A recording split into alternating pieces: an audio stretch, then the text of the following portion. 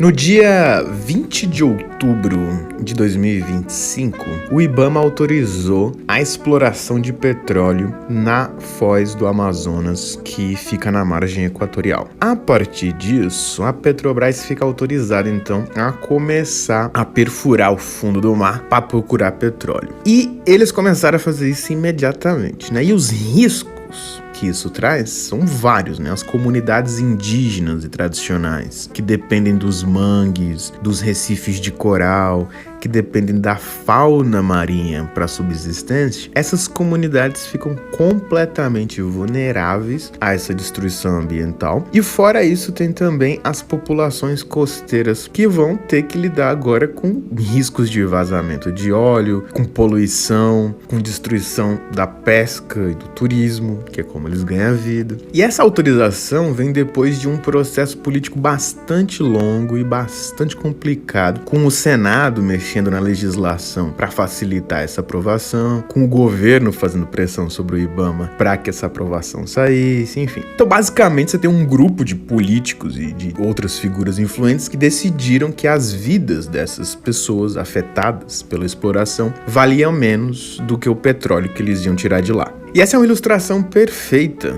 dos conceitos que a gente vai trabalhar aqui hoje, né? Se no episódio anterior a gente viu que o século XVIII, XIX, XX trouxeram vários direitos e com isso a gente viu uma ampliação das áreas de atuação do poder político e da presença do Estado, hoje a gente vai dar uma olhada em algumas consequências que isso trouxe. Eu estou usando como referência um livro do João Inácio Pires Lucas, então se você quiser dar uma olhada com mais detalhe, eu vou deixar o link pro livro aqui na descrição do episódio, beleza? Então bora lá! O autor começa lembrando como as elites conservadoras e reacionárias se posicionaram contra os direitos civis já desde a Revolução Francesa. E como eles fizeram exatamente a mesma coisa depois, né, com os direitos políticos no século XIX e, de novo, já no século XX, se posicionando também contra os direitos sociais. Então, com isso a gente vê que esse processo de modernização não conseguiu produzir um consenso sobre a importância dos direitos em geral e especialmente no caso dos direitos dos mais pobres, né? Que é uma coisa que já tinha sido denunciado desde a metade do século XIX pelos movimentos sociais dos trabalhadores. E é nesse contexto então que surge o debate sobre a biopolítica, que é uma versão nova da política, só que atualizada por essa fase nova aí dos direitos civis, políticos e sociais. Então, o ponto aqui é que tudo bem, né? A gente teve aí uma expansão do poder político que passou a estar presente em várias áreas da vida cotidiana da população, justamente por causa dessa ampliação dos direitos, né? Mas começou a rolar aqui uma preocupação sobre como essa política parecia muito mais voltada para regulação e para o controle do que para emancipação e para a liberdade. Isso porque com essas várias conquistas de direitos novos, foi aumentando a presença do Estado em certas áreas da nossa vida onde ele não chegava antes, né? Porque se o Estado fica responsável por garantir saúde, educação, previdência, segurança, enfim, ele vai precisar criar toda uma rede de serviços e de atendimento público, né? Isso envolve mapear, cadastrar, monitorar, medir, controlar os corpos e as vidas das pessoas. Beleza? É isso então que é biopolítica, o poder do Estado sobre os corpos e sobre as vidas das pessoas.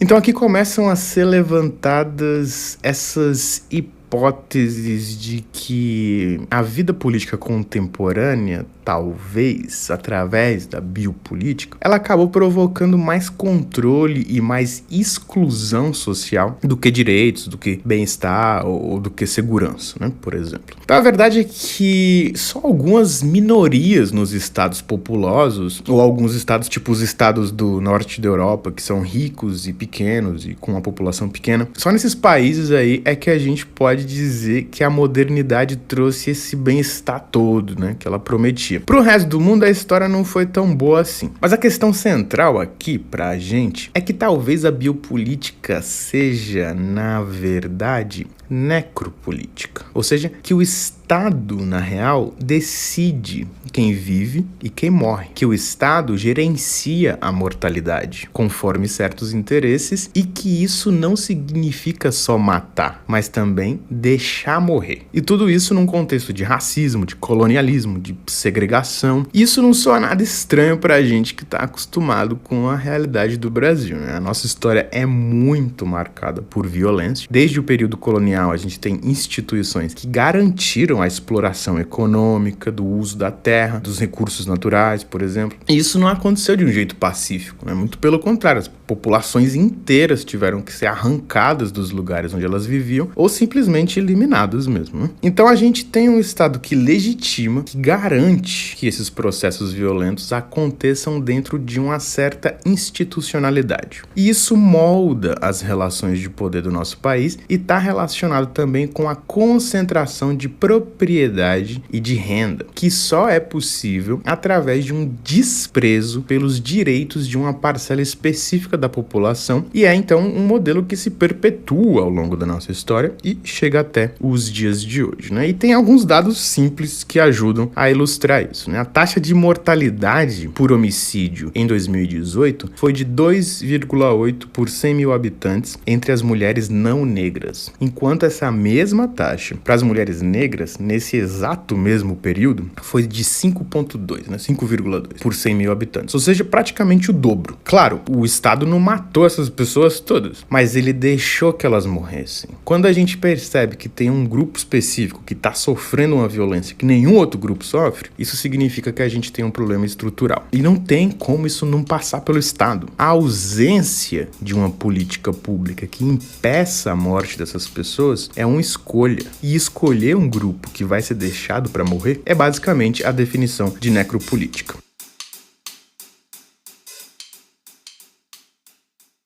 Outro ponto super interessante que aparece aqui com esse conceito de biopolítica é a questão da proteção dos corpos produtivos. O autor, inclusive, chega a dizer que essa proteção dos corpos produtivos acabou sendo a essência da biopolítica contemporânea. Mas o que isso significa, né? Exatamente do que a gente está falando? Vamos dar uma olhada nisso com calma. Esse termo corpos produtivos, ele se refere a corpos que devem trazer lucratividade e produtividade para o sistema capitalista. Ou seja, trabalhadores saudáveis e capazes de trabalhar por várias e várias horas sem cair morto no final do dia, porque tem que bater o ponto outra vez no dia seguinte, né? Não vai morrer que você atrapalha tudo. Então o ponto central aqui é que a extensão dos direitos sociais, né, essa onda de direitos que vieram com a Revolução Francesa, com o Código Napoleônico, isso tudo não foi só porque estava todo mundo super afim de reconhecer os direitos naturais dos seres humanos. Não. Na real,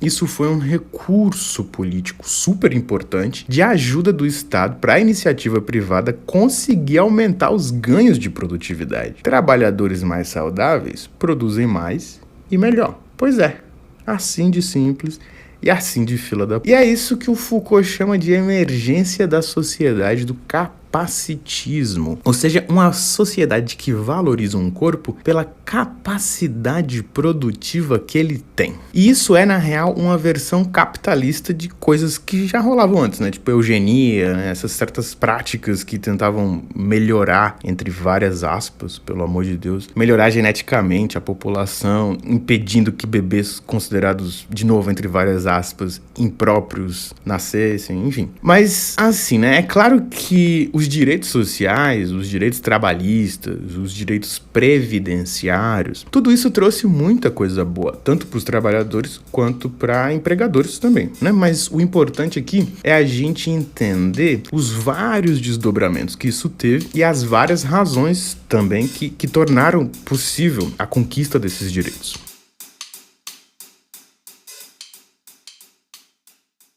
Então, com isso a gente conclui que a política não é mais só a relação direta entre governantes e governados, né? Isso a gente já tinha visto no episódio anterior, né? O Estado está presente em várias áreas da nossa vida. A gente interage com o Estado como eleitores, como aposentados, como trabalhadores, como empregadores, mas se a expansão do poder político e dos direitos também foi a expansão da transformação da política em biopolítica, o aumento do controle social é uma parte importante da conversa agora, né? Então a gente é monitorado em casa, na academia, no trabalho, na escola, e isso significa um aumento gigantesco do poder do Estado sobre a gente. Galera, eu fico por aqui. Espero não ter te deprimido muito com essa conversa de hoje. Foi rapidinho, mas assim também é bom. Muito obrigado por ter ouvido até o final. Agradeço também a Pitox, que fez a capa desse episódio. Confere aqui na descrição o Instagram dele, se você quiser conhecer mais sobre esse trabalho. Roteiro, edição e apresentação são feitos por mim. Meu nome é Daniel Cunha e se você gostou desse episódio, eu peço que você compartilhe com alguém que você acha que vai gostar também. Avalie o podcast, segue aí, né, se ainda não seguiu. E é isso, um abraço, até a próxima.